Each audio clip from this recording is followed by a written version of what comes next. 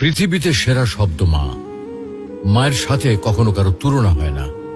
পাহাড় সমান ব্যথা বুকের মধ্যে চাপা দিয়ে হাসি মুখে মা আমাকে কোলে তুলে নিয়েছেন। আমি যখন মায়ের গর্ভে আসি, প্রথম 4 ও 5 মাস আস্তে আস্তে বড় হতে থাকি। তখন মা কোনো খাবার খেতে পারত না। রাত দিন সবসময় কষ্ট পেত। অসহ্য যন্ত্রণা ধারণ করেও মা কোনোদিন শব্দটিও উচ্চারণ করেনি।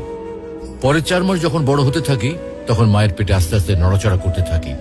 কোনো কোনো সময় মায়ের পেটে লাথি মারার কারণে মা দাঁড়ানো অবস্থা থেকে বসে পড়ত। ব্যথা সহ্য করতে না পেরে বিছানায় শুয়ে এপিট-ওপিট করত। 10 মাস পর যখন এই পৃথিবীতে আসার সময় হয়, তখন শুরু হয় মায়ের সীমাহীন কষ্ট আর ব্যথা। একজন মানুষের নির্ধারিত আছে সে কতটুকু ব্যথা সহ্য করতে পারবে।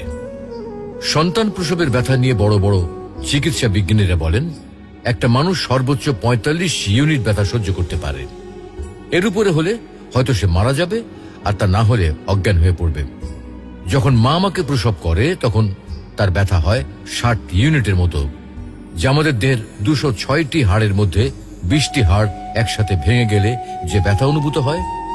এতটুকু ব্যথা সহ্য করে মা আমাদেরকে এই পৃথিবীতে আলোর মুখ দেখান। মায়ের ঋণ কিভাবে শোধ করব আমি? আমার গায়ের চামড়া দিয়ে মায়ের পায়ের জুতো তৈরি করে দিলেও তার এই ঋণ এক বিন্দু পরিমাণও শোধ করতে পারবো না।